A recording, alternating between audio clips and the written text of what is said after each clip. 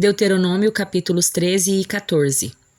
Surgirão entre vocês profetas ou pessoas que têm sonhos sobre o futuro, e eles prometerão sinais ou milagres.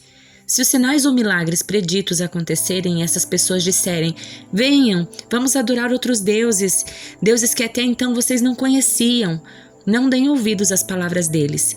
É um teste do Senhor seu Deus para ver se vocês o amam de todo o seu coração e de toda a sua alma. Sigam somente o Senhor seu Deus e temam a Ele somente. Obedeçam a seus mandamentos, ouçam sua voz, sirvam-no e apeguem-se a Ele. Os falsos profetas e sonhadores que tentarem desviá-los devem ser executados, pois incentivaram rebelião contra o Senhor seu Deus, que os libertou da escravidão e tirou-os da terra do Egito. Uma vez que eles tentaram desviá-los do caminho que o Senhor seu Deus ordenou que seguissem, vocês terão de executá-los. Desse modo, vocês eliminarão o mal do seu meio.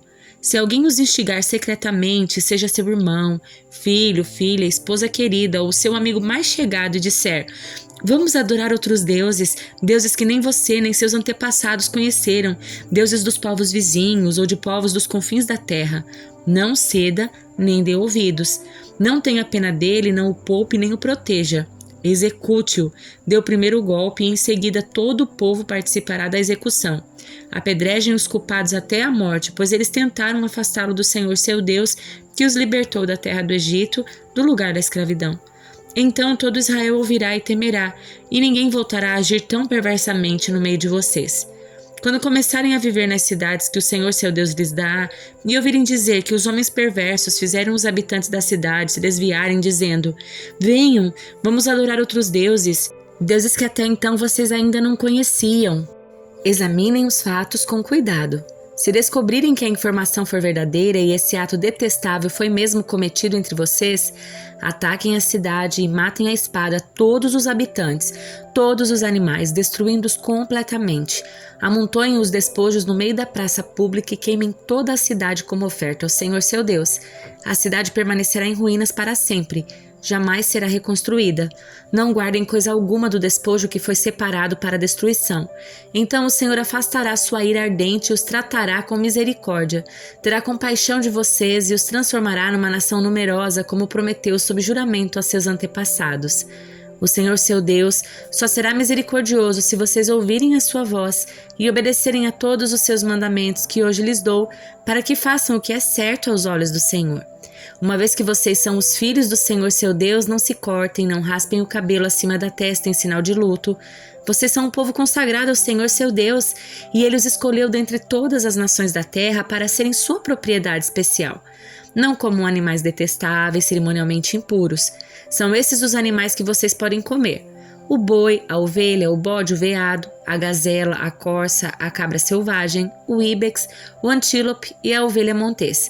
Vocês podem comer qualquer animal que tenha os cascos divididos em duas partes e que rumine, mas se o animal não apresentar essas duas características, não pode ser consumido. Não comam, portanto, o camelo, nem a lebre, nem o coelho silvestre. Eles ruminam, mas não têm os cascos divididos, de modo que são impuros para vocês. Também não comam o porco, pois embora tenham os cascos divididos, não ruminam, e portanto é impuro para você.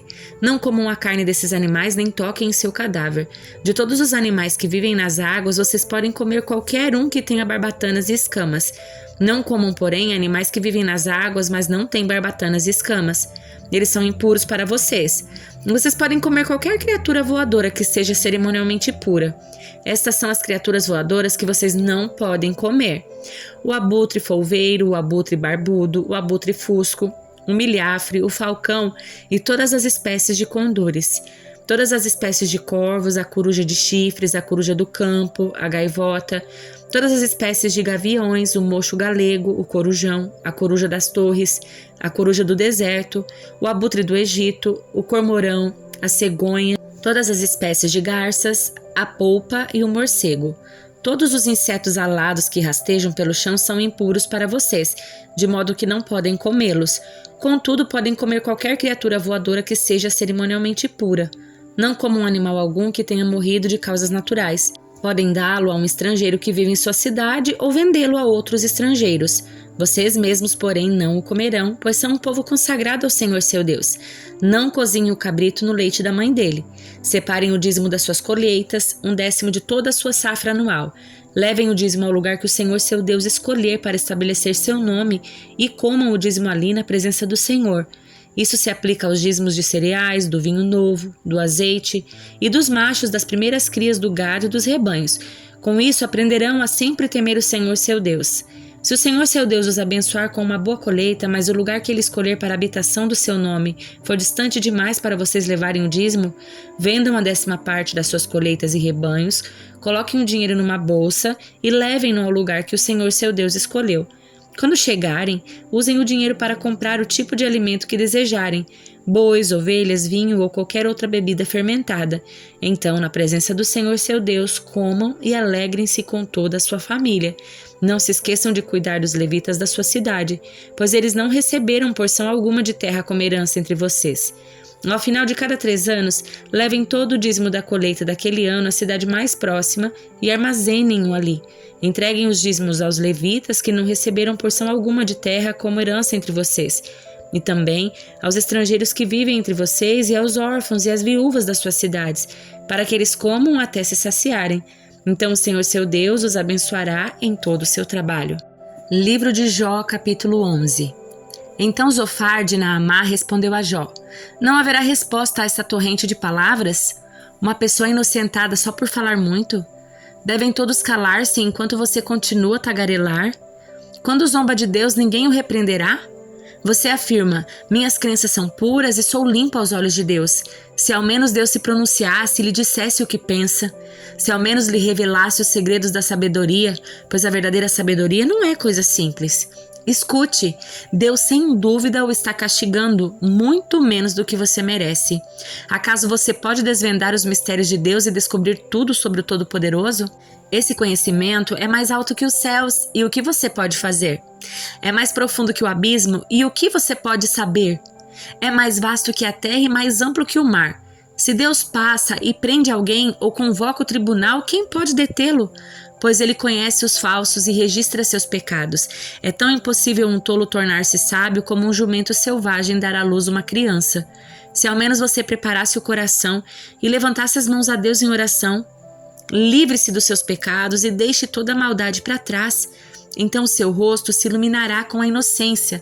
Você será forte e não terá medo. Você se esquecerá dos seus sofrimentos. Serão como águas passadas. Sua vida será mais luminosa que o meio-dia. Até a escuridão será clara como o amanhã. Se sentirá seguro, pois terá esperança. Estará protegido e descansará tranquilo. Sem medo se deitará. Muitos buscarão sua ajuda. Os perversos, porém, ficarão cegos, sem ter para onde fugir. Sua única esperança será a morte. Evangelho de João, capítulo 16. Eu lhes digo estas coisas para que não desanimem da fé, pois vocês serão expulsos das sinagogas e virá o tempo em que aqueles que os matarem pensarão que estão prestando um serviço sagrado a Deus. Farão isso porque nunca conheceram nem o Pai nem a mim. Sim, eu lhes digo estas coisas agora para que quando elas acontecerem vocês se lembrem de que eu os avisei. Eu não lhes disse antes porque ainda estaria com vocês mais um pouco. Agora, porém, vou para aquele que me enviou e nenhum de vocês me pergunta para onde eu vou. Em vez disso, entristecem-se por causa do que eu lhes disse. Mas na verdade é melhor para vocês que eu vá, pois se eu não for, o encorajador não virá. Se eu for, eu o enviarei a vocês. Quando ele vier, convencerá o mundo do pecado, da justiça e do juízo. Do pecado, porque o mundo se recusou a crer em mim. Da justiça, porque eu voltarei para o Pai e não me verão mais. Do juízo, porque o governante desse mundo já está condenado. Há tanta coisa que ainda quero lhes dizer, mas vocês não podem suportar agora. Quando vier o Espírito da verdade, ele os conduzirá a toda a verdade. Não falará por si mesmo, mas lhes dirá o que ouviu e lhes anunciará o que ainda está para acontecer. Ele me glorificará, porque lhes contará tudo o que receber de mim. Tudo que pertence ao Pai é meu. Por isso eu disse, o Espírito lhes contará tudo o que receber de mim. Mais um pouco e vocês não me verão mais. Algum tempo depois me verão novamente. Alguns dos discípulos perguntaram entre si, o que ele quer dizer com mais um pouco e vocês não me verão mais? E algum tempo depois me verão novamente e eu vou para o Pai. E o que ele quer dizer com mais um pouco, não entendemos. Jesus, percebendo que desejavam lhe perguntar sobre essas coisas, disse, vocês perguntam entre si o que eu quis dizer quando falei mais um pouco e vocês não me verão, algum tempo depois me verão novamente? E eu lhes digo a verdade: vocês chorarão e se lamentarão pelo que acontecerá comigo, mas o mundo se alegrará. Ficarão tristes, mas sua tristeza se transformará em alegria. No trabalho de parto, a mulher sente dores, mas quando o bebê nasce, sua angústia dá lugar à alegria, pois ela trouxe ao mundo uma criança. Da mesma forma agora, vocês estão tristes, mas eu os verei novamente. Então se alegrarão e ninguém lhes poderá tirar essa alegria. Naquele dia, não terão necessidade de me perguntar coisa alguma. Eu lhes digo a verdade: vocês pedirão diretamente ao Pai e Ele atenderá, porque pedirão em meu nome. Vocês nunca pediram desse modo. Peçam em meu nome e receberão e terão alegria completa. Eu lhes falei destas coisas de maneira figurativa, mas em breve deixarei de usar esse tipo de linguagem e lhes falarei claramente a respeito do Pai. Então vocês pedirão em meu nome. Não digo que pedirei ao Pai a seu favor, pois o próprio Pai os ama, porque vocês me amam e creem que eu vim de Deus. Sim, eu vim do Pai e entrei no mundo e agora deixo o mundo e volto para o Pai. Então os discípulos disseram: enfim, o Senhor fala claramente, não de maneira figurativa. Agora entendemos que o Senhor sabe todas as coisas e não há necessidade de lhes fazer perguntas. Por isso cremos que o Senhor veio de Deus. Jesus disse: enfim, vocês creem? Mas se aproxima o tempo, e de fato já chegou, em que vocês serão espalhados. Cada um seguirá seu caminho e me deixará sozinho. Mas não ficarei sozinho, porque o Pai está comigo. Eu lhes falei tudo isso para que tenham paz em mim. Aqui no mundo vocês terão aflições, mas animem-se, pois eu venci o mundo.